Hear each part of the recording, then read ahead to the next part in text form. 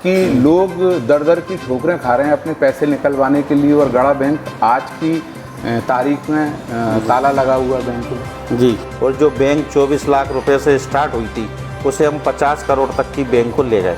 RBI ने अपने inspection में 110 अकाउंट पे ऑब्जेक्शन लिया था। उस समय बैंक का मैनेजर मैं ही था।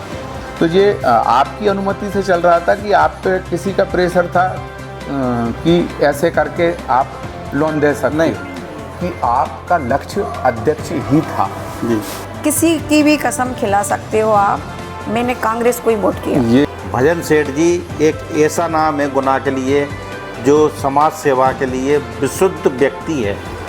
हमारे अगेंस्ट में शिवपाल सिंह परमार जो मेरे छोटे भाई के जैसे हैं, तो मैंने उनसे कहा कि साहब मेरे पास 22 पार्षदों का समर्थन है, कुछ कांग्रेसी पार्षदों को जयपुर ले जाया गया, तो मुझे लग रहा है कि बहुत जल्दी लोगों के पेमेंट होना शुरू हो जाएंगे।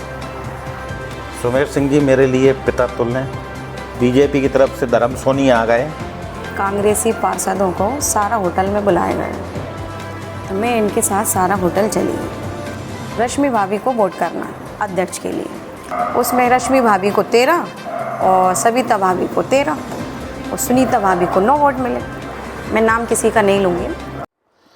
दोस्तों, मेरा नाम नंदू है और मैं अपने मित्र पदम के साथ हमेशा की तरह आपकी सेवा में उपस्थित हूँ, और आप देखना प्रारंभ कर चुके हैं आपका अपना चैनल दो टूक विद नंदू। और आज guest in the news room में हमारे साथ हैं समाज सेवी, राजनीतिक, बिजनेसमैन श्री बसंत शर्मा जी। नमस्कार शर्मा जी। धन्यवाद नंदू भैया, धन्यवाद पदम भाई, और आपके चैनल के सभी देखने वालों को मेरी तरफ से राम राम। बसंत शर्मा जी, आज आपसे हमें बहुत बातें करना है। गड़ा बैंक पिछले कुछ वर्षों में जी निश्चित रूप से एक समय पर शहर की सबसे प्रतिष्ठित वित्तीय संस्था हुआ करती थी जी। मगर ऐसा क्या हुआ कि लोग दर दर की ठोकरें खा रहे हैं अपने पैसे निकलवाने के लिए, और गड़ा बैंक आज की तारीख में ताला लगा हुआ बैंक में? जी, विस्तार से बताइए, क्योंकि लोग सुनना चाहते हैं इस बारे मैं आपको इसके बारे में विस्तार से ही जानकारी दूंगा। जी नंदू भाई, अब मैं आपको बैंक की पूरी डिटेल बताता हूँ। 1 मई 97 की हमारी पोस्टिंग हुई जूनियर अधिकारी के रूप में। हम 8 लोग उस समय सेलेक्ट हुए थे। बैंक 24 लाख रुपए से गड़ा कोऑपरेटिव बैंक स्टार्ट हुआ था। उसके बाद धीरे धीरे हमने सुमेर सिंह जी के मार्गदर्शन में काम करना शुरू किया, और काम धीरे धीरे बैंक प्रोग्रेस कर रही थी। सुमेर सिंह जी किस पद पे थे? सुमेर सिंह जी डायरेक्टर थे। डायरेक्टर के हाँ, पद सुमेर सिंह जी डायरेक्टर थे। जी जी। मेरे मेहनत और ईमानदारी से प्रभावित होकर सुमेर सिंह जी के आशीर्वाद से 8 जनवरी 99 को मुझे बैंक का मैनेजर बना दिया गया। ठीक। हमने दिन रात मेहनत की, और जो बैंक 24 लाख रुपए से स्टार्ट हुई थी उसे हम 50 करोड़ तक की बैंक को ले गए। एक अवसर ऐसा भी आया कि बैंक को पूरे मध्य प्रदेश में बिजनेस के मामले में कोऑपरेटिव बैंकों में प्रथम पुरस्कार मिला था। उस समय बैंक का मैनेजर मैं ही था। ये किस सन की बात है? ये है 2008 की। 2000। उस समय गोपाल भार्गव 9 साल में आप बैंक को 24 लाख से उस स्थिति में ले स्थिति गए। तक। इस पूरे बैंक के उसमें हमें सुमेर सिंह जी का भरपूर आशीर्वाद मिला, भरपूर मार्गदर्शन मिला, और समय समय पे वो उसको लीड करते रहे। हम लोग उनके नेतृत्व में काम करके बैंक को इस मुकाम तक ले आए थे। 2012 में बैंक में एक अधिकारी श्री दिलीप जैन जो बैंक के संस्थापक थे, उनकी सीईओ के रूप में नियुक्ति हुई। सीईओ के रूप में नियुक्ति हुई। जी। ठीक है। और उसके बाद कि बैंक लगातार लोगों को अपनी सेवाएं दे रही थी, क्योंकि बैंक जनरल आदमी के लिए और गरीब लोगों के लिए काम कर रही थी। बैंक में आप पूरे गुना में मालूम कर सकते हैं कि कभी किसी भी कस्टमर को परेशानी ना के बराबर होती थी, क्योंकि बैंक सिर्फ सर्विस देने में विश्वास रख रहा था। उस समय क्या होता था कि जब आप बैंक के अकाउंट ओपन कराने जाते थे तो बिजली के बिल और राशन कार्ड से बैंक ओपन हो जाता था। बैंक अकाउंट ओपन हो जाता था। गड़ा बैंक वही कर रही थी। दूसरी चीज़ क्या हुआ कि कुछ समय बाद पैन कार्ड आधार कार्ड अनिवार्य हो गया KYC के लिए। अब बैंक ने जिन गरीब लोगों के अकाउंट खोले थे उनमें KYC की कमी थी, एक चीज़। दूसरी चीज़, बैंक जब लोन देते समय बैंक बजाय उसकी प्रॉपर्टी के उसकी गुडविल को ध्यान में रख रही थी। तो बैंक ने ऐसे कई लोन प्रकरण थे जिनमें प्रॉपर्टी का मूल्यांकन 5 लाख था तो बैंक ने 4 लाख या 5 लाख ही उसको लोन दे दिया, जो RBI के नॉर्म्स में नहीं था। RBI बोलती है कि 50% या 60% से ज़्यादा आप लोन नहीं दे सकते। ऐसे ही बैंक ने क्या डिपॉजिट में करा कि जो बड़े किसान थे या जो लोगों के पैसे उसमें जमा थे उसमें कहीं उन्होंने पैन कार्ड नहीं लिया, कहीं आधार कार्ड नहीं लिया, तो इन पे धीरे धीरे प्रतिबंध लगना RBI ने अपने उसमें लिया और इन पे प्रतिबंध लगाना शुरू किया। हम लोग अपनी तरफ से पूरी कंप्लाइंस कर रहे थे। बैंक कई वर्षों तक A ग्रेड में चलती रही। और जो कोऑपरेटिव बैंक सहकारिता का जो सर्टिफिकेट था बैंक को A ग्रेड का मिलता रहा। रिजर्व बैंक से भी, रिजर्व बैंक की निगाह में भी बैंक की रेपुटेशन बनी रही। लेकिन ये चूँकि धीरे धीरे ये KYC का, लोन का और जो डिपॉजिट का ये रेशो थोड़ा बढ़ गया था। तो जिन लोगों को आपने बताया कि थोड़ा सा बैंक प्रबंधन की भी ढील पोल थी कि जो लोन धारक थे उनकी अगर प्रॉपर्टी का मूल्यांकन जितना आ रहा था उतना ही हमने उनको लोन दे दिया, तो बाद में उनसे रिकवर हुआ उनकी इमेज को देखते हुए जो लोन दिया गया था। RBI ने अपने इंस्पेक्शन में 110 अकाउंट पे ऑब्जेक्शन लिया था कि आपने इन लोगों को गलत लोन दिया है जी।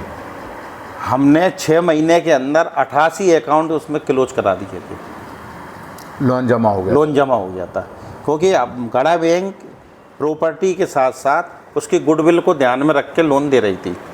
बैंक लोगों को ओबलाइज किया, अच्छे तरीके से ओबलाइज किया, ईमानदारी से ओबलाइज कर रही थी, लेकिन कहीं ना कहीं हम पेपरों में गलती कर रहे थे। जब बैंक पे पूर्ण तरीके से प्रतिबंध लगा 2021 में, उस समय बैंक के पास जो कस्टमर का पैसा वापसी करना थी वो 17 करोड़ रुपए था। तो जो आप बता रहे हैं कि हम पेपरों में और KYC से संबंधित कागजों लेने में या आधार कार्ड या पैन कार्ड उनमें थोड़ी सी लेत लाली बरत रहे थे, तो ये आपकी अनुमति से चल रहा था कि आप पे किसी का प्रेशर था कि ऐसे करके आप लोन दे सकते? नहीं, प्रेशर, क्योंकि इसका दुष्परिणाम तो आना ही था। प्रेशर किसी का किसी पे नहीं था जी, चूँकि पूरा स्टाफ लोकल था। लगभग सब एक जो कस्टमर थे एक दूसरे के परिचित थे जी, ठीक है ना। और फिर क्या, जैसे आप ही मेरे पास आए, आपने कहा कि यार मेरा अकाउंट ओपन कर दो और आधार कार्ड मैं आपको शाम तक दे जाऊंगा, तो हमने आपका अकाउंट ओपन कर दिया। हमने गलती की थी कि हमने आपसे आधार कार्ड नहीं लिया और फिर हमने मांगा भी नहीं और आपने दिया भी नहीं। जैसे इनकम टैक्स के रिटर्न 3 साल के अनिवार्य थे, हमने सिर्फ 2 साल के लिए उस पर लोन कर दिया क्योंकि उसकी गुडविल अच्छी थी। तो ऐसी कई गलतियां हमसे हुई थी। अच्छा, एक बात हमने सुनी, चूँकि कोई सी भी संस्था जब नुकसान में जाती है तो निश्चित रूप से तमाम तरह की र्यूमर उड़ती हैं जी कि कहीं का पता, किसी के पिता का नाम, किसी का नाम, मोहल्ले का नाम, ये सब अलग अलग करके एक कागज़ बनवा लिया और उसके आधार पे भी लोन बढ़ गए। क्या ये बात सच है? नहीं, ये पूरी गलत बात है। बैंक ने सिर्फ अपने जो कस्टमर थे या जो बैंक में आए उन्हीं लोगों के नाम से लोन दिया था और उन्हीं लोगों से लोन की रिकवरी हुई, ठीक है। दूसरी चीज़ कहता है कि जैसे बैंक के बारे में रूमर हो रही कि वो पेमेंट नहीं कर रही है। अब जब बैंक पे प्रतिबंध लगा था उस समय बैंक को 17 करोड़ रुपए जनता का वापसी करना थी और बैंक के खुद के पास 24 करोड़ रुपए था, बिल्कुल जो सही। भारतीय भारतीय रिजर्व बैंक के पास जमा था। यदि बैंक कहीं से भी डिफॉल्ट में होती तो बैंक के पास सरप्लस पैसा नहीं होता, एक चीज़। दूसरी चीज़, कोई भी कस्टमर 2021 तक ये बोल दे कि साहब मेरा 1 लाख रुपए जमा था और मुझे सिर्फ 50,000 रुपये ये दिया गया, या कोई भी कस्टमर ये बोल दे कि साहब मुझे रेट ऑफ इंटरेस्ट 12% बताया गया था और 15% लगाया गया। मगर एक बात बीच में ये सामने आई थी कि आपका कितना ही पैसा जमा हो, जो रूलिंग के हिसाब से जिनके 5 लाख तक के पेमेंट हैं उनके हो जाएंगे, उन सब के पेमेंट हुए? हाँ, उनके पेमेंट हो गए। और जिनके 5 लाख से ऊपर जमा थे, गड़ा बैंक जो नागरिक सहकारी बैंक के रूप में कहलाती है, इस टाइप की बैंकें उस समय मध्य प्रदेश में 88 बैंकें थीं। इन सबको भारतीय रिजर्व बैंक की एक एजेंसी रहती है, उससे इंश्योरेंस कराना पड़ता है। गड़ा बैंक ने भी इंश्योरेंस करा रखा था। उस इंश्योरेंस में ये है कि कभी भी बैंक यदि डूबती है और बैंक के पास पेमेंट करने लायक पैसा नहीं है तो भी आपको 5 लाख रुपए मिलेगा। जहाँ तो दूसरी परिस्थिति थी कि जहाँ बैंक के पास ही सफिशिएंट पैसा था, बैंक ने अपने कार्यकाल में 65 लाख रुपए पर ईयर तक का प्रॉफिट कमाया था। और बैंक के पास 10 करोड़ रुपए के रिजर्व हैं आज की डेट में, 10 करोड़ रुपए के रिजर्व हैं। और जो 10 करोड़ रुपए के लोन बचे हैं उसके अगेंस्ट में 20 करोड़ रुपए की प्रॉपर्टी बैंक में मॉर्गेज है। किसी भी तरीके से सब कुछ आपके द्वारा बताए अनुसार मानते हैं, ये सब कुछ है, बावजूद इसके भी लोगों के पैसे अभी नहीं निकल रहे हैं और बैंक बंद है। उसका कारण बताएं। बैंक क्या है कि बैंक में प्रशासक बैठे हुए हैं, डायरेक्टर जो बोर्ड ऑफ डायरेक्टर्स थे उनको भंग कर दिया गया है, उनको अब कोई अधिकार नहीं है बैंक आने का। अब हम जो भी डिपेंड हो गए हैं वो मध्य प्रदेश शासन पे और आरबीआई की पॉलिसी पे। वो हमसे कोई भी जानकारी मांगते हैं, हम बराबर उनको भेज रहे हैं। तो अब जो भी पेमेंट कराना है या करना है वो उनको करना है। हमारी तरफ से बैंक से कभी अभी तक भी कोई ऐसी कमी नहीं रह रही कि किसी आदमी का पैसा रुका रहा है। तो अब उनकी जवाबदारी है देना ना देना। हाँ, देना ना देना उनकी जवाबदारी है। आज उन्होंने यदि 3 साल पहले ही पेमेंट कर दिया होता तो सभी लोगों का उसी समय पेमेंट हो गया होता, उसके बाद भी बैंक के पास 1-2 करोड़ रुपए प्लस बचता। तो क्या कारण है रुक रहा है ये पेमेंट? ये अब एक सिस्टम है। तो उम्मीद करें शहर की जनता की देर सवेर उनके पैसे उन्हें वापस मिल जाएंगे। 100% जनता श्योर रहे, बैंक में सफिशिएंट पैसा है और सभी लोगों का पेमेंट होगा, ऐसा मुझे पूर्ण विश्वास है। तो इतना जो सफ़र करेंगे इतने वर्षों का, उन्हें कुछ लाभ मिलेगा, ब्याज वगैरह मिलेगा उस राशि? नहीं, अब वो आरबीआई की पॉलिसी पे डिपेंड है। अब गड़ा बैंक का कोई भी कर्मचारी या गड़ा बैंक का कोई भी डायरेक्टर इसमें इंटरफेयर नहीं कर सकता। जी, अब शासन की पॉलिसी के तहत चल रहा है कि जहाँ शासन जो भी जानकारी मांगता है वो गड़ा बैंक से बराबर वहाँ जा रही है। अब उनको डिसाइड करना है कितनी जल्दी पेमेंट कराना है लोगों का।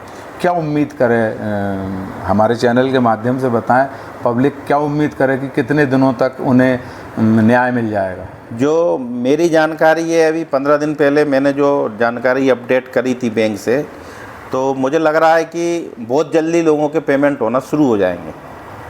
बसंत जी, इतनी बैंक के बारे में आपने जानकारी दी, शुरुआती समय में भी आपने बताया कि उनके बैंक में मैंने नौकरी प्रारंभ की। सुमेर सिंह जी गुना शहर के लिए एक बड़ा नाम है, पॉलिटिक्स में भी उनकी अच्छी खासी दखल है। आपके जीवन में उनका क्या योगदान है, ये बताएं जरा। अन्नू भाई, आप चाय लीजिए, चाय के साथ ही मैं आपको इस बात का आंसर। धन्यवाद। सुमेर सिंह जी मेरे लिए एक इंसान नहीं है। सुमेर सिंह जी मेरे लिए पिता तुल्य हैं, मेरे परिवार के मुखिया हैं। सुमेर सिंह जी ने मुझे छोटे भाई के रूप में पाला है। और मैं यदि ये शब्द बोलूं कि ये जीवन उन्हीं का है तो कोई अतिशयोक्ति नहीं है। बिल्कुल। हमारे परिवार पे उनकी कृपा, पूरे परिवार पे उनकी कृपा बनी रही है। रानी साहब भी जब भी इंदौर से जहाँ आती थी वो भी मेरी मिसेज से मिलती थी। और हम कहीं ना कहीं भगवान को धन्यवाद देते हैं कि जॉब तो लोग जगह जगह कर रहे हैं, लेकिन हम किसी भी अच्छे पुण्य से ऐसे आदमी के पास पहुँचे कि जिसने हमें सब कुछ दिया, जीवन संवर गया, जीवन संवर किया। और हम उनके इतने ऋणी हैं कि साथ इस जीवन में मैं सुमेर सिंह जी का ऋण कभी नहीं पटा पाऊँगा। सुमेर सिंह जी की इतनी महत्ता मेरे जीवन में है। तो इन परिस्थितियों में जो अभी चल रही हैं बैंक प्रबंधन से संबंधित और राजनीतिक संघर्षों से संबंधित, चूँकि सुमेर सिंह जी अब बीजेपी के कद्दावर नेता हैं गुना शहर के, और आप कांग्रेस विचारधारा के हैं जी। तो ऐसी स्थिति में भी अभी पूरी तरह से मेल जोल है? पूरा आशीर्वाद उनका मुझे प्राप्त है। और राजनीतिक उसमें तो मैं ये मानता हूँ कि मेरा अभी इतना बड़ा कद नहीं है कि मैं उनके बारे में कोई टिप्पणी करूँ। लेकिन मैं आपको एक बात बताना चाहता हूँ बताइए। कि सुमेर सिंह जी जैसे सज्जन, विनम्र और ईमानदार नेता बड़ी मुश्किल से पैदा होते हैं। जय गुना की जनता का भी सौभाग्य है कि सुमेर सिंह जी जैसे नेता गुना में राजनीति कर रहे हैं। बल्कि ये भी कह सकते हैं हम कि सुमेर सिंह जी जैसे नेता गुना में हैं, ये इस बात का प्रमाण है कि राजनीति के अलावा किसी भी क्षेत्र में व्यक्ति जाए उसका शिक्षित होना जरूरी है। जैसे सुमेर सिंह जी शिक्षित हैं, बहुत निश्चित रूप से वो बहुत अच्छी राजनीति करते हैं और लोगों में असाधारण रूप से लोकप्रिय भी हैं। सुमेर सिंह जी का जो नेचर है ना, वो इतना बढ़िया नेचर है। पढ़े लिखे तो हैं ही, वो आम आदमी के लिए भी राजा साहब नहीं है, उसके लिए भी वो बहुत सज्जनता से पेश आते हैं। और किसी भी गरीब आदमी की नब्ज टटोलना उनकी कला है। और किसी की मदद करने के भी उनके कई तरीके हैं, वो लेकिन किसी को बताते नहीं हैं।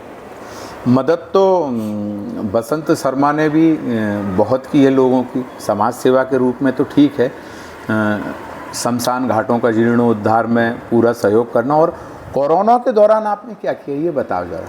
कोरोना के दौरान भी हम लोगों ने एक लिस्टें तैयार की थी। हमारे जो मेरे जो जुड़े हुए लोग थे, मेरी मित्र मंडली के थे, मेरे साथ काम करते थे, जो कार्यकर्ता थे, हमने मोहल्ले वाइज कुछ लोगों को चिन्हित किया था जिनकी पारिवारिक स्थितियाँ बड़ी खराब थीं। ऐसे करीब 800 लोगों को, 800 परिवार 800 परिवार 800 परिवार को, जिसमें एक थैले में करीब 1100 से 1200 का राशन था, वो हमने वितरित करवाया था।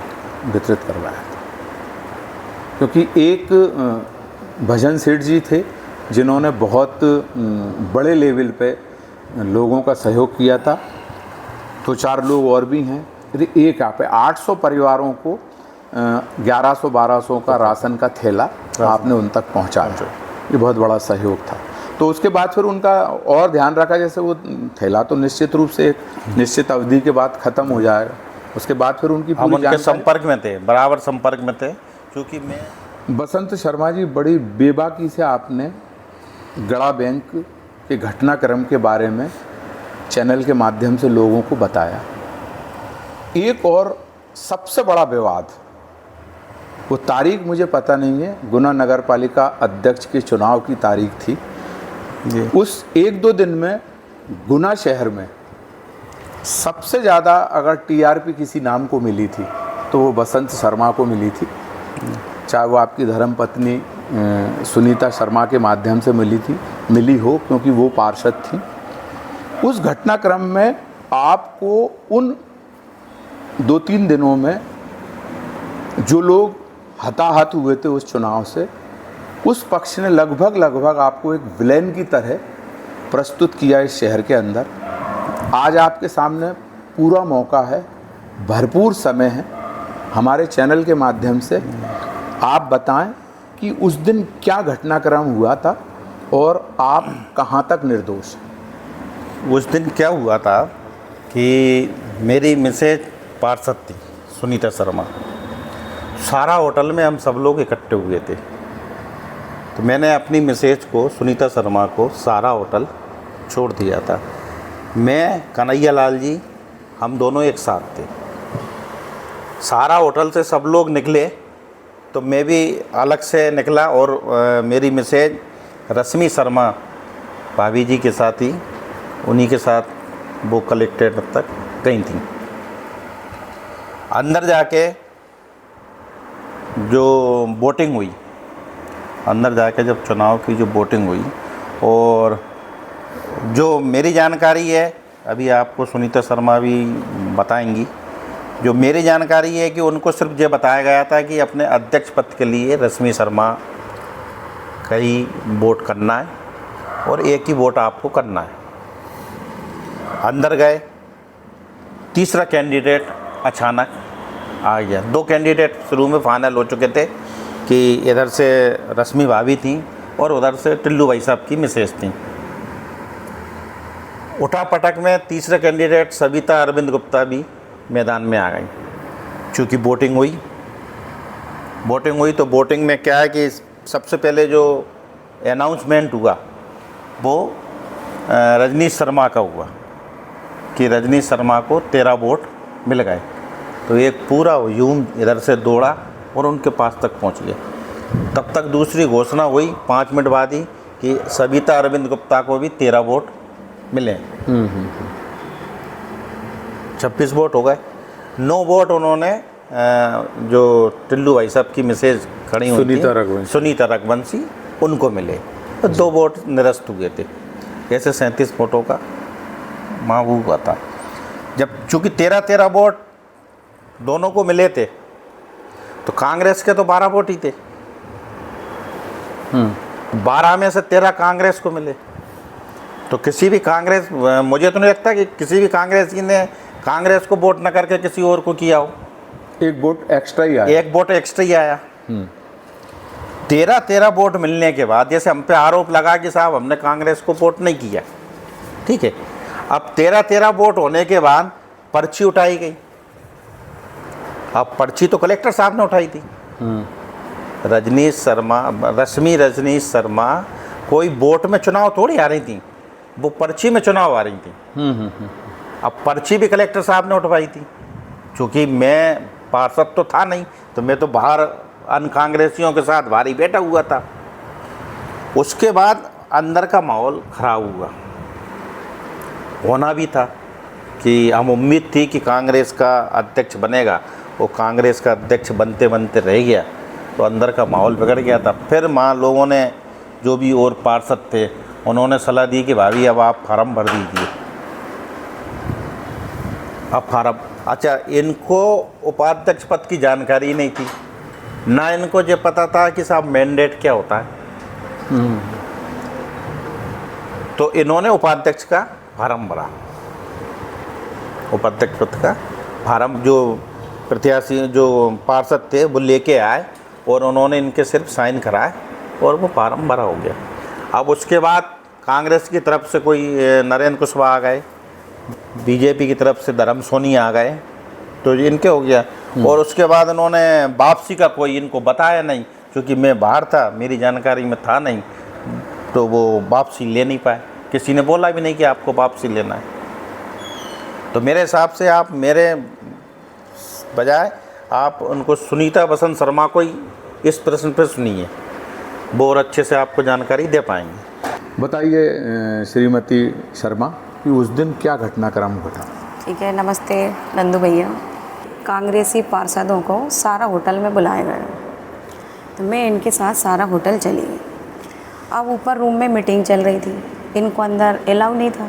हम सभी पार्षद थे उसमें, और अध्यक्ष जी थे, और शायद के अग्रवाल जी भी थे अंदर। अंदर मीटिंग में ये हुआ कि अपन को सिर्फ रश्मि भाभी को वोट करना अध्यक्ष के लिए। उपाध्यक्ष के सिलसिले में कोई भी बात नहीं हुई है। सिर्फ हमको ये पर्चा बताया ऐसा आएगा और आपको ये रश्मि भाभी के आगे एरो लगाए, इसमें आपको टिक करना, इससे बाहर नहीं निकलना।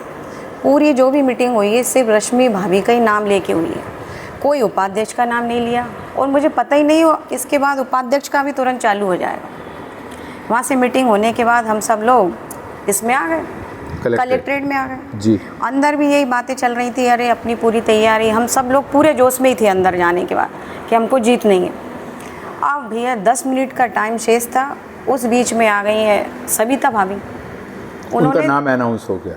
आप लोगों की नज़र में ये आया कि एक और कैंडिडेट आ चुके हैं। हाँ, वो आई है 10 मिनट पहले जी, टाइमिंग से 10 मिनट पहले उन्होंने अपना फॉर्म डाला। इस बीच में वोटिंग हुई, सभी कांग्रेसियों ने, सभी बीजेपी वालों ने वोटिंग करी।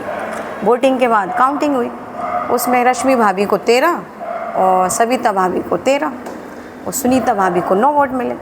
तो उस टाइम थोड़ा रोने का माहौल हो गया था। हमारे शेखर भैया और भी पार्षद सभी लोग इतने ज़्यादा क्रोध में आ गए थे कि ये सब कैसे हो गया। थोड़ा माहौल बिगड़ गया। तो उसके बाद कलेक्टर साहब ने बोला कि अब तुरंत उपाध्यक्ष की भी तैयारी करो।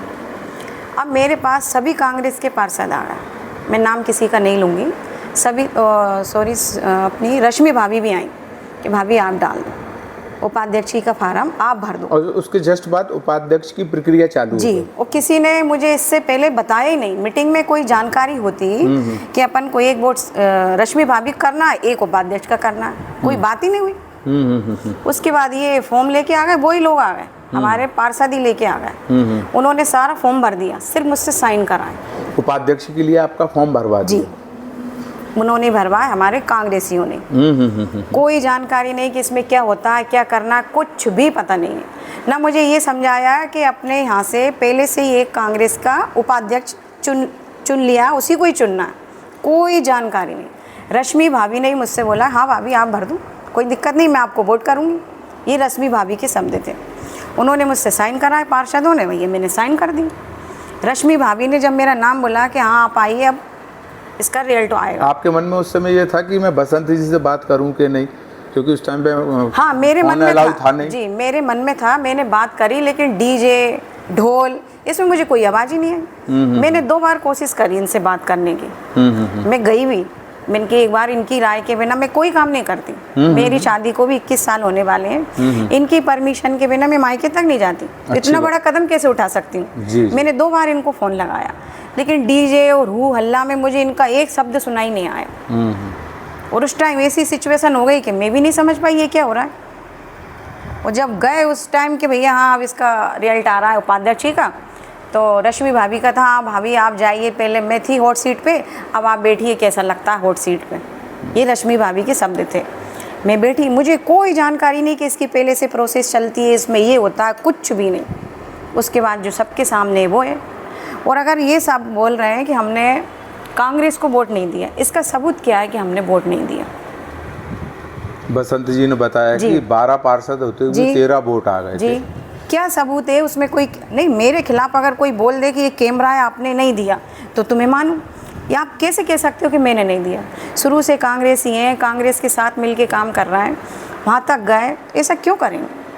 किसी की भी कसम खिला सकते हो आप, मैंने कांग्रेस को ही वोट किया। ये सब चुनावी चर्चाएं और हमेशा रहेंगी। आपने बड़ी अच्छी तरीके से अपनी बात रखी, धन्यवाद आपका बहुत बहुत। शर्मा जी, एक और मैं आपसे जानकारी लेना चाहता हूं जी। एक तो निश्चित रूप से आपकी पार्षदी की जीत अभूतपूर्व मानता हूं मैं, क्योंकि आपका मूल निवास वार्ड क्रमांक 35 में है, वर्तमान निवास वार्ड क्रमांक 30 में है, और वार्ड क्रमांक 33 से आप चुनाव लड़ने गए। चुनाव लड़ने गए, यही निर्णय आपका बताता है कि आपका लक्ष्य अध्यक्ष ही था।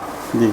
नगर पालिका अध्यक्ष की लक्ष्य बना के आप चुनाव लड़े थे। फिर क्या बात हुई कि आप पिछड़ गए और रश्मि शर्मा मुख्य कैंडिडेट बन गई कांग्रेस की? जी नंदू भैया, क्या है कि चुनाव से पहले मेरी 2-3 बार बाबा साहब से मुलाकात हुई। बाबा साहब मतलब जयवर्धन सिंह जी से मुलाकात हुई जी। क्योंकि मैं अपने बैंक में ही काम कर रहा था, एक दिन अचानक उनका फ़ोन आता है और वो कैंट भ्रमण पर थे, तो कैंट में मुझे बुलाया जाता है और उन्होंने कहा कि बसंत जी आपको चुनाव लड़ना है। उस दिन तक मेरे दिमाग में कुछ नहीं था, चुनाव लड़ने का मेरे दिमाग में कोई चीज़ नहीं थी। 2-3 बार उनसे मुलाकात हुई उस पीरियड में, 2-3 बार में उन्होंने बोला कि बसंत जी आपको चुनाव लड़ना है, आपको चुनाव लड़ना है, कैंट देखना है, आपको कैंट देखना है। मैं जिला कांग्रेस की बैठकों में जाना शुरू कर दिया मैंने, और अपने स्तर से जो तैयारी मैं कर सकता था वो हमने तैयारी करी, और माननीय राजा साहब के आशीर्वाद से हमें पार्षदी का टिकट मिला। हम भोपाल गए, जब हमें बीच में ऐसा लगने लगा कि हमारा टिकट कट सकता है, बीच में इस तरीके की अफवाह भी चली कि साहब आपका टिकट कट रहा है, तो हम माननीय राजा साहब के पास भोपाल पहुँचे, और उस समय राजा साहब के पास करीब 300-400 आदमी होगा। तो राजा साहब ने हमसे यही कहा कि पंडित तू सीट निकाल तो लेगा, क्योंकि वहाँ कोई दूसरा नाम तेरे जगह बताया जा रहा है। तो मैं राजा साहब से प्रॉमिस करके आया था, मैंने कहा साहब इतने लोगों के सामने बोल रहा हूँ कि मैं तो जीत के आऊँगा ही, 4-5 पार्षद और आपके जीत के आएंगे कैंट से। कैंट से जीते भी बहुत पार्षद हैं इस क्षेत्र से। फिर क्या हुआ कि जिला कांग्रेस की बैठक में भी मैंने बोला, जब जिला कांग्रेस की बैठक में जो मुद्दा उठा कि साहब किसी को टिकट नहीं मिलेगा लेकिन हम सबको पार्टी के लिए काम करना है, तो हमने कहा आप टिकट किसी को भी दो, लेकिन हम कैंट से आपको 4-5 पार्षद देंगे। क्योंकि पार्षदों के टिकट फाइनल हो गए, राजा साहब बाबा साहब के आशीर्वाद से मुझे भी वार्ड नंबर 33 में मेरी मिसेस सुनीता शर्मा को टिकट दिया गया। हमने अपनी तैयारियां शुरू कर दी और हमें अपने चुनाव के समय बाबा साहब का मार्गदर्शन मिला। बाबा साहब कैंट के दौरे पर आए और बाबा साहब ने 6 ही वार्डों में सघन जनसंपर्क किया, और जो 6 ही वार्ड हम कैंट के जीते वो पूरे बाबा साहब की देन थी। बाबा साहब ने बहुत मेहनत करी। हम कैंट के 6 प्रत्याशी लकी थे कि हमें बाबा साहब का मार्गदर्शन मिला और उनके नेतृत्व में हम जीत के नगर पालिका परिषद पहुँचे। इस संबंध में हमने जिला कांग्रेस कमेटी से निवेदन किया कि बाबा साहब को पूरे गुना के 37 वार्डों में उनका दौरा कराया जाए और इसका लाभ हमें मिलेगा। लेकिन चूंकि मैं एक छोटा सा कार्यकर्ता था, कोई पद पे नहीं था, मेरी बात को न जाने कैसे इग्नोर किया गया या कोई भी कारण बना, बाबा साहब बाकी के क्षेत्र में नहीं घूम पाए। तो कैंट के जो 6 पार्षदों की जीत बाबा साहब को समर्पित थी, बाबा साहब की मेहनत थी, उनके मार्गदर्शन में हम लोग कैंट में अपन 7 वार्डों को मानते हैं। 7 वार्डों में से 6 वार्डों में हम कांग्रेस जीत के आई। बहुत अच्छी। जब रिजल्ट आ गया, हम चुनाव जीत गए, तो हमारे अगेंस्ट में शिवपाल सिंह परमार, जो मेरे छोटे भाई के जैसे हैं, शिवपाल सिंह परमार का नेचर भी बहुत बढ़िया है, बहुत कद्दावर आदमी है वो बीजेपी के, वो सिंधिया जी के बहुत सिपह सालार माने जाते हैं। और मैं ये मानता हूँ कि हमने तो अभी राजनीति शुरू करी, शायद शिवपाल परमार को 25 साल करीब राजनीति में हो गया होगा। उनको हराना इतना ईजी नहीं था, लेकिन हम लोगों के साथ बाबा साहब का मार्गदर्शन था, बाबा साहब की मेहनत थी, हम लोग उनके नेतृत्व में चुनाव लड़ रहे थे और हमने शिवपाल सिंह परमार को चुनाव में हरा के वार्ड नंबर 33 से विजयश्री प्राप्त की। जीत के बाद के घटनाक्रम बताइए। फिर जीत के बाद क्या हुआ कि राज साहब से मेरी फ़ोन पर बात हुई, तो राज साहब ने पूछा कि भाई पंडित आपका क्या कैलकुलेशन है। तो मैंने उनसे कहा कि साहब मेरे पास 22 पार्षदों का समर्थन है। तो राज साहब ने मुझे भोपाल बुलाया, उन्होंने कहा तुम एक काम करो, भोपाल आ जाओ। मैं पौन घंटे राजा साहब के साथ गाड़ी में, हम 6 लोग थे, 6 लोगों की मीटिंग पौन घंटे तक गाड़ी में चलती रही। तो मैंने उन्हें पूरी डिटेल से बताया। मैंने खड़ी गाड़ी में? नहीं, पूरी गाड़ी में घूमते रहे हम। गाड़ी में घूमते रहे। राज साहब रेलवे स्टेशन जा रहे थे, उनकी ट्रेन थी, तो उन्होंने हमें रात को 9:30 बजे का करीब टाइम दिया था। गाड़ी में कहीं इसलिए तो नहीं कि दीवारों के कान होते हैं? नहीं, गाड़ी में भी 6 लोग थे। गाड़ी में भी राज साहब और हम सब मिला के 6 लोग थे। तो हमारी पूरी बातचीत हुई, तो मैंने उनको पूरा गणित बताया। मैंने कहा राज साहब आप चाहें तो जे बीजेपी या निर्दलीय या जो भी 22 पार्षद हैं, आप इनमें से किसी से भी बातचीत कर सकते हैं। उन्होंने कहा नहीं, आप तैयारी शुरू करो, ऐसा राज साहब ने मुझे बोला। दूसरे या तीसरे दिन में ही कुछ समीकरण चेंज हुआ। मुझे लगा कि रजनीश शर्मा जी भी वहाँ पहुँचे दिल्ली राज साहब से मिलने, और उन्होंने शायद 28 लोगों की लिस्ट राज साहब को सौंप दी समर्थन की। उन्होंने कहा साहब हमारे साथ 28 लोग हैं। तो राज साहब से मेरी फिर बात हुई। उन्होंने कहा यार कि उन्होंने काफ़ी पैसा खर्च करा है चुनाव के दौरान, और चूँकि 28 लोग हैं तो पंडित आप रुको, अपन उनको एडजस्ट करेंगे। यही शब्द मेरे से बाबा साहब ने बोले कि साहब राज साहब का मन है कि रजनीश शर्मा के लिए। हमने कहा साहब आपका जो आदेश होगा उसका पालन होगा। बिल्कुल। तो हम लोग अपने निश्चित हो गए। अब एक जयपुर टूर का बना, कुछ कांग्रेसी पार्षदों को जयपुर ले जाया गया। तो उसमें हमसे भी कहा कि आप सब जयपुर चलिए। तो हमने बाबा साहब को, सुमेर सिंह जी को, रजनीश शर्मा जी को, हरिशंकर विजयवर्गीय जी को, हमने सबको बोला कि साहब आप इसमें 10 हिंदू हैं और 2 मुस्लिम पार्षद हैं, आप 10 को टेकरी सरकार पे ले लीजिए और इनसे वहीं कसम खब्बा लीजिए कि हम कांग्रेस को वोट करेंगे, और 2 को किसी मस्जिद में ले चलिए, वहाँ पे अपन इनको करा ले। बाकी इनको जयपुर नहीं ले जाना चाहिए, मेरी जो पर्सनल व्यक्तिगत राय थी, लेकिन उस राय को उन्होंने इग्नोर किया और उन्होंने उन पार्षदों को जयपुर भेजा। शायद महेंद्र प्रताप सिंह जो पूर्व पार्षद B2 जी, उनके नेतृत्व में पूरी टीम गई थी। हाँ, जिनको जिम्मेदारी सौंपी गई थी। ये इसलिए कि कहीं विरोधी दल उनको बरगला ना दे, इसलिए उनको सुरक्षित स्थान पर भेज सुरक्षित दिया। स्थान पर। उसके बाद का घटनाक्रम कलेक्ट्रेट में क्या हुआ ये सुनीता जी से भी हमने सुना जी, और आपसे भी सुन लिया। एक चीज़ और इस घटनाक्रम से संबंधित जी, कि आपका बेटा भी कितने वर्ष का होगा? अभी 17 साल का। 17 साल का। निश्चित रूप से उस समय 14 वर्ष का रहा 14 होगा। वर्ष। 3 साल हुए हैं उस घटना को। जब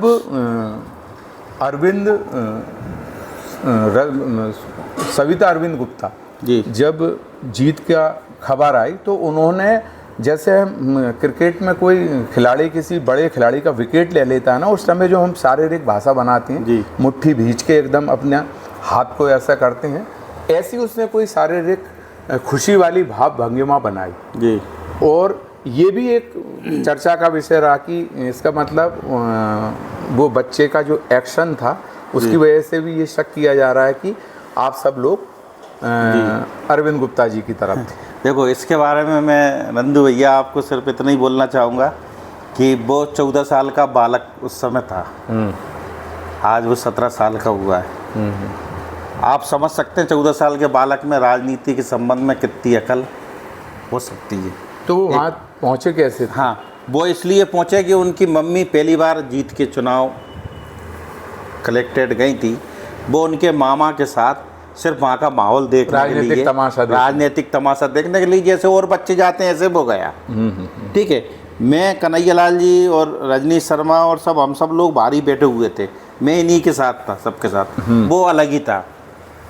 जहाँ तक मेरी जानकारी है तो वो जो किस्सा आप बता रहे हैं उसमें हुआ क्या था कि अनाउंसमेंट हुआ कि साहब रजनीश शर्मा जी को 13 वोट मिले, और लोगों में जो कांग्रेसी कार्यकर्ता थे उन्होंने जोर से हू हल्ला किया, और कुछ लोग माला लेके, हाँ, कुछ खुशी जाहिर की, और कुछ लोगों ने माला ले जाके रजनीश शर्मा जी को पहना भी दी, और किसी ने उनको गोदी में उठाने का भी प्रयास किया, क्योंकि वो वजन से भारी थे तो उन्हें वो उठा नहीं पाए। तो उस समय का उसका वो रिएक्शन था, उसको बात के रिएक्शन में जोड़ दिया। हाँ, क्योंकि तुरंत बाद ही घोषणा हो गई कि साहब 13 ही वोट उसको अरविंद गुप्ता को मिले। तो उसका रिएक्शन तो इसलिए नहीं बन सकता क्योंकि उस समय कोई चुनाव का परिणाम थोड़ी क्लियर हुआ था। 13 वोट ही अरविंद गुप्ता जी सविता भाभी को मिले थे, तो 13 वोट ही रश्मि भाभी को मिले थे। चुनाव का जो परिणाम निकला वो तो पर्ची से निकला। अब पर्ची में थोड़ी उसने रिएक्शन किया था।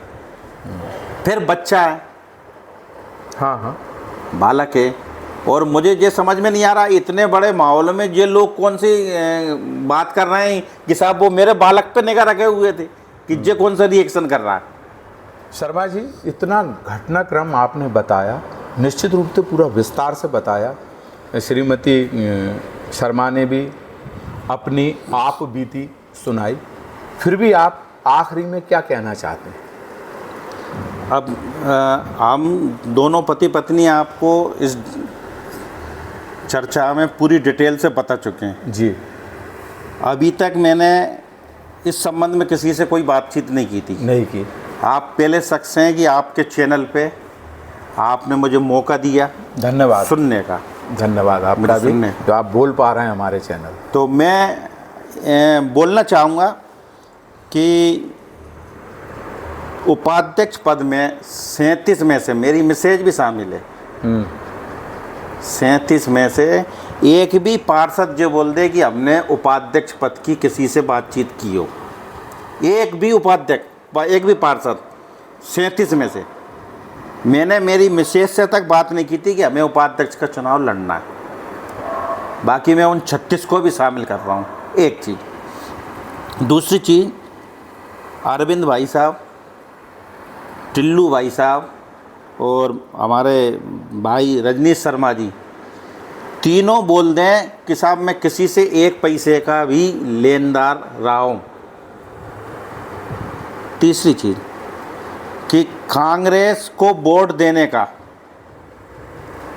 हम खुल के और बड़े अच्छे मन से बोल रहे हैं कि हमने अध्यक्ष पद के लिए कांग्रेस को वोट किया, और इसमें अगर किसी को भी डाउट है इन तीनों चीज़ों में, पैसे के लेन देन में, उपाध्यक्ष के में और कांग्रेस के अध्यक्ष वोट में, हम अपने पूरे परिवार के साथ टेकरी सरकार पे चलना चाहेंगे। जिसको डाउट है, चाहे वो पार्षद हो, कांग्रेसी कार्यकर्ता हो, बीजेपी का कार्यकर्ता हो या कोई अन्य सामान्य आदमी हो, वो हमारे साथ चले। हम वहाँ बालाजी सरकार के सामने इस बात को स्वीकार करते हैं कि हमने कांग्रेस को वोट किया, हमने किसी से एक पैसे का लेन देन नहीं किया और हमने उपाध्यक्ष का फार्म अपनी मर्जी से नहीं भरा। और अगर हम लेके चलें तो आप बिल्कुल चलेंगे, बिल्कुल चलेंगे आपके साथ। ठीक ठीक ठीक। हम ये शपथ माँ बालाजी के सामने ले सकते हैं हम। इसके अलावा हम कोई सफाई देना नहीं चाहते। 3 साल से हमने कोई सफाई किसी को नहीं दी। हमने एक चुप्पी साथ रखी थी। चुप्पी क्यों साथ रखी थी कि परिवार में, मित्र मंडली में, समाज में कई बार संबंधों और रिश्तों को बचाने के लिए एक को चुप होना पड़ता है, फिर वो भले ही सही क्यों ना हो। हम अपने संबंध बचाने के लिए रजनी शर्मा जी से, कांग्रेस पार्टी से, राजा साहब से, बाबा साहब से, आज उस घटनाक्रम के बाद और आज जो शीर्ष नेतृत्व है जी, श्री जयवर्धन सिंह जी और श्री दिग्विजय सिंह जी, उनका आपके बारे में क्या रुख है, या सुनीता शर्मा जी के बारे में क्या रुख है उनका? बाबा साहब से मेरी इस पीरियड में करीब 4-5 बार मुलाकात हुई। जनसंपर्क में रहे हम उनके साथ। विधानसभा चुनाव से पहले राजा साहब ने मुझे मैसेज किया कि आपको विधानसभा चुनाव में प्रचार करना है। लोकसभा क्षेत्र चुनाव में हमने प्रचार करा, और राजा साहब ने चुनाव के बाद हमको मैसेज किया था। मैसेज से मेरी बात हुई थी। उन्होंने मेरे से पूछा था कि पंडित जी नगर पालिका चुनाव में क्या घटा है। तो मैं आज आपको आपके चैनल के माध्यम से दर्शकों को बताना चाहता हूं कि मैंने राजा साहब से सिर्फ ये बोला था कि साहब आप उच्च से उच्च स्तरीय जांच करा लीजिए, और यदि उसमें बसंत शर्मा, सुनीता शर्मा दोषी हों इस अध्यक्ष और उपाध्यक्ष के चुनाव में, तो चौराहे पे खड़े करके गोली मार देना बस, बाकी इससे ज़्यादा सफाई नहीं दे पाऊँगा। ये राजा साहब की जानकारी में है। ठीक बात है। अभी आपने बसंत शर्मा जी जो अभी कुछ देर पहले बात कर रहे थे, ऐसा लग रहा था कि बसंत शर्मा के अंदर से एक निर्वासित संत बात कर रहा है। कहीं ऐसा तो नहीं कि आपका राजनीति से मोह भंग हो गया हो, या कांग्रेस में दोबारा प्रवेश का कोई मार्ग प्रशस्त करना चाहते हैं आप? क्या स्थिति है? नहीं, मेरा राजनीति से कोई मोह भंग नहीं है, मेरा कांग्रेस से कोई मोह भंग नहीं है। तो ये दुखी मन बोल रहा था जो अभी बोल रहा था? नहीं, दुखी मन नहीं बोल रहा था। मैं जो बोल रहा था वो सही बोल रहा था। और मैं अपने दिल की बात बोल रहा था। इसमें कहीं लाग लपेट वाली बात नहीं थी। तो राजा साहब के चुनाव में आपने प्रचार किया, जयवर्धन सिंह जी के लिए आपने प्रचार किया, तो मार्ग तो खुला हुआ है। हम मार्ग खुला हुआ है ना। तो सुनीता शर्मा जी पे कोई पार्टी ने एक्शन लिया था क्या? हाँ, सुनीता शर्मा जी पे पार्टी ने एक्शन लिया था। पार्टी ने 6 साल के लिए उनको प्रतिबंधित किया था, क्योंकि निर्णय मैं मानता हूँ कि बाबा साहब का था, और बाबा साहब का हर निर्णय चाहे वो गलत हो या सही हो, इसका आकलन मैं नहीं करता, हमें स्वीकार है। भविष्य में अगर उनकी तरफ से हरी झंडी मिली तो पार्टी की सेवा के लिए बसंत शर्मा जी तत्पर हैं। बसंत शर्मा जी, बाबा साहब की हरी झंडी नहीं मिलेगी उसके बाद भी पार्टी के लिए हमेशा तैयार हैं, और बाबा साहब के लिए भी तैयार हैं। बसंत जी, आप कांग्रेस के बारे में, जयवर्धन सिंह जी के बारे में और उनके लिए समर्पित भाव से इतनी बातें कर रहे हैं, और पूरी राजनीति भारतीय जनता पार्टी की तरफ दौड़ रही है। कांग्रेस का भविष्य आपको आने वाले दिनों में दिख रहा है क्या उज्ज्वल? हाँ, कांग्रेस का भविष्य है। यदि कांग्रेस कुछ सुधार करे और कुछ बिंदुओं के साथ चले तो निश्चित ही कांग्रेस वापसी करेगी। उन बिंदुओं पे कांग्रेस को काम करना पड़ेगा। बिंदु बता, शायद राष्ट्रीय नेतृत्व तो आपके बिंदु सुन के कुछ करे। बिल्कुल, आपने सही बात पूछी नंदू भैया। पूरी कांग्रेस को जिस तरीके से बाबा साहब अपनी विधानसभा में काम कर रहे हैं, जिस तरीके से बाबा साहब अपने क्षेत्र के लोगों से मिलते हैं, जिस तरीके से बाबा साहब अपने क्षेत्र के लोगों के कार्यक्रम अटेंड कर रहे हैं, धार्मिक कार्यक्रम अटेंड कर रहे हैं, कथा भागवत अटेंड कर रहे हैं, गिरिराज जी की परिक्रमा अटेंड कर रहे हैं, किसी के मौत में जाते हैं, किसी के सुख में जा रहे हैं, दुख में जा रहे हैं, सब में शामिल हो रहा है। अपनी तरफ से पूरा टाइम वो अपनी विधानसभा को देते हैं। और जो हिंदुत्व, क्योंकि हम लोग भी हिंदुत्व में ही हैं, हिंदू हैं, तो जो हिंदुत्व की तरफ बीजेपी काम कर रही है वही कॉर्नर बीजेपी कांग्रेस को भी पकड़ना पड़ेगा। और बाबा साहब जैसे विधायकों को, बाबा साहब जैसे लीडरों को पूरे मध्य प्रदेश में अपन जिस तरीके से रावगढ़ विधानसभा में काम कर रहे हैं वो तरीका पूरे मध्य प्रदेश में अपनाया जाए, निश्चित ही कांग्रेस वापसी करेगी। आज बाबा साहब जैसे लीडर की मध्य प्रदेश कांग्रेस को, उनके मार्गदर्शन, कांग्रेस को भी हिंदुत्व की तरफ और पूरे देशवासियों की भावनाओं को ध्यान में रखते हुए राजनीति करना पड़ेगा। कांग्रेस हो या कोई भी व्यक्ति हो, उसको अपने धर्म के साथ साथ सभी धर्मों का सम्मान करना चाहिए। ये टिल्लू, बाबूजी, मार्शल, हम आपको बता दें कि बहुत से लोग आपको इन नामों से भी जानते हैं। ये मार्शल की क्या कहानी है, या टिल्लू की क्या कहानी है, या बाबूजी की क्या कहानी है? ये नंदू भैया, टिल्लू जो नाम है ये घर का नाम था। घर के लोग टिल्लू के नाम से बुलाते थे। बाबूजी जो शब्द आया था वो थोड़ा पढ़ने लिखने में मैं ठीक ठाक था, तो पढ़े लिखे व्यक्ति को बोलचाल की भाषा में बाबूजी, सर्कल के लोग बाबूजी बोलने लगते। और जो मेलकम मार्शल है, मार्शल का जो आया था जी, 1983 में भारत ने क्रिकेट का विश्व कप जीता था। विश्व कप जीतने के बाद भारतीय टीम बड़ी उत्साह से भरी हुई थी और उस समय पूरे मैच मैंने लगभग देखे थे। और मेरे में भी क्रिकेट का बड़ा जुनून था, देखने का, सुनने का। कमेंट्री हुआ करती थी उस समय, लाइव तो चलते नहीं थे ये। तो दौरे जब विश्व कप जीत के आए, उसके बाद वेस्ट इंडीज़ की टीम भारत के दौरे पर आई, तो उसमें एक मेलकम मार्शल नाम का खिलाड़ी आया। क्रोध में आई थी टीम, क्रोध में आई थी टीम। तो वो जो मेलकम मार्शल आया था उसने तबाही मचा दी थी। वो बहुत तेज़ गेंदबाजी करता था, बहुत तेज़ गेंदबाजी करता था। उसके बाद से ही मुझे क्रिकेट का शौक़ लगा। तो मैं भी तेज़ गेंद फेंकता था, लेकिन मैं ये स्विंगिंग, यारकार और ये सब नहीं जानता था। तो वो जो मेरी गेंद की तेज़ी थी, तेज़ी पे विश्वास था, तेज़ी के, तो उस पर लोगों ने मुझे मार्शल बोलना शुरू कर दिया। तो ये मार्शल नाम की उत्पत्ति वहाँ से हुई। चलो, ये जानकारी अच्छी लगी। बसंत शर्मा जी, समाज सेवा की जानकारी हमने आपसे ली। बैंकर्स के रूप में आपने बड़े प्रभावी ढंग से कार्य किया और बताया भी। राजनीतिक दृष्टिकोण अभी हमने आपका सुना। इतने सारे काम आप बड़ी सफलतापूर्वक निर्वहन कर रहे हो। इसके पीछे कोई ताकत, कोई आदर्श या किसी को देखकर? नहीं, मैं ये मानता हूँ कि मेरे माता पिता का, गुरुओं का आशीर्वाद, और जो समाज सेवा का जहाँ तक सवाल है, तो लक्षकार भास्कर जी कलेक्टर साहब गुना आए थे। तो एक बार उन्होंने सफाई की मुहिम गुना में चालू की थी। तो उस टीम में पुष्पराज शर्मा जी के माध्यम से मैं भी जुड़ा था, मुझे बुलाया गया था। क्योंकि उन्होंने कहा कि साहब इस एरिया मुक्तिधाम को कोई साफ नहीं करता, इसकी जिम्मेदारी कौन लेगा? तो वो जिम्मेदारी बसंत शर्मा ने ली थी। तो वहाँ से मैंने मुक्तिधाम में साफ़ सफाई अभियान शुरू किया। कोरोना काल तक मेरा निरंतर चालू रहा। कई बार मैं बीमार पड़ता रहा, घर के लोग मुझे रोकते रहे कि कोई हवा तो काम नहीं कर रही है, कोई कुछ तो नहीं हो रहा है। रविवार के रविवार आप पहुँचते थे वहाँ टीम को लेकर, लेकिन मेरा वहाँ निरंतर चलता रहा। वहाँ मुझे सपोर्ट नहीं मिला। वहाँ मेरा पूरा सामान चोरी हो जाता था। जाली चुरा ले गए, बल्लियाँ निकाल ले गए, गेंती पावड़ा सब ले गए।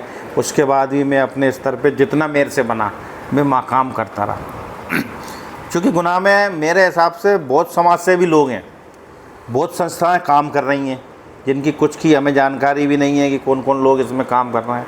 लेकिन फिर भी मैं मानता हूँ कि आदरणीय सेठ जी, भजन सेठ जी एक ऐसा नाम है गुना के लिए जो समाज सेवा के लिए विशुद्ध व्यक्ति है। भजन सेठ निःशुल्क कन्याओं के विवाह कराते हैं। कोरोना काल में उन्होंने हज़ारों लोगों की मदद की। जब भी कोई उनके पास समाज का, गैर समाज का आदमी मदद के लिए गया है, भजन सेठ जी ने मदद की है। उनका पैसा धंधा कुछ भी हो, लेकिन उनके अंदर एक कोमल दिल काम करता है।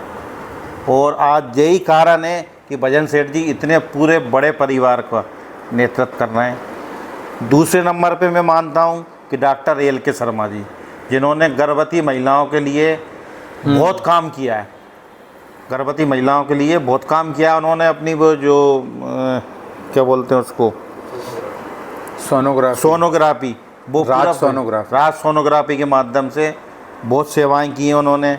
और तीसरा नाम जो मुझे ध्यान आ रहा है राजनीति इसमें समाज सेवा में, वो है प्रमोद भार्गव, जो पागलों के लिए, असहाय व्यक्तियों के लिए, पिछड़े व्यक्तियों के लिए दिन रात अकेला संघर्ष कर रहा है, समाज सेवा कर रहा है। एक नाम संजय महाराज केंट, ये भी गरीब लोगों के लिए, असहाय लोगों के लिए अपना गार्डन उपलब्ध कराते हैं, कोरोना काल में लोगों की मदद करते हैं। और समय समय पे जब भी कोई उनके पास गया उनने मदद की। एक नाम और मैं आपको बताना चाहता हूँ, क्योंकि चूँकि मैं भी गुनाह में बहुत से लोगों के साथ रहा, वो काम करता रहा। एक काजी साहब, जो शहर के काजी साहब है, वो भी बहुत से लोगों की मदद करते हैं। और ये 5 लोग ऐसे हैं कि ये मीडिया से दूर रहते हैं, मीडिया से दूर रहने के बाद लोगों की मदद कर रहे हैं। मैं बड़ा सौभाग्यशाली मानता हूँ अपने आप को कि भगवान कुछ शक्ति मुझे भी देता है कि मैं भी कुछ ना कुछ कर सकूँ। तो दोस्तों, ये थे बसंत शर्मा। 3-3, 4-4, 5-5 विशेषताएं लेकर ये अपना जीवन बड़ी सफलतापूर्वक चला रहे हैं। बसंत शर्मा जी, आपने हर प्रश्न का बड़ी बेबाकी से उत्तर दिया। आपकी धर्मपत्नी पार्षद श्रीमती सुनीता शर्मा जी ने भी अपना मत रखा। आप दोनों से बातचीत करके हमें बहुत अच्छा लगा। निश्चित रूप से ये शहर की जनता आपको समझेगी। आपने हमें अपना अमूल्य समय दिया, आपका बहुत बहुत धन्यवाद। नमस्कार। बहुत बहुत धन्यवाद नंदू भैया, बहुत बहुत धन्यवाद पदम भैया। तो दोस्तों, वादे के मुताबिक हम बसंत शर्मा जी को और उनकी धर्मपत्नी पार्षद श्रीमती सुनीता शर्मा जी को टेकरी धाम पे ले आए हैं, उनकी प्रामाणिकता जांचने के लिए कि उन्होंने कहा कि टेकरी धाम पे हम कसम खा के कहते हैं। आइए चलते हैं।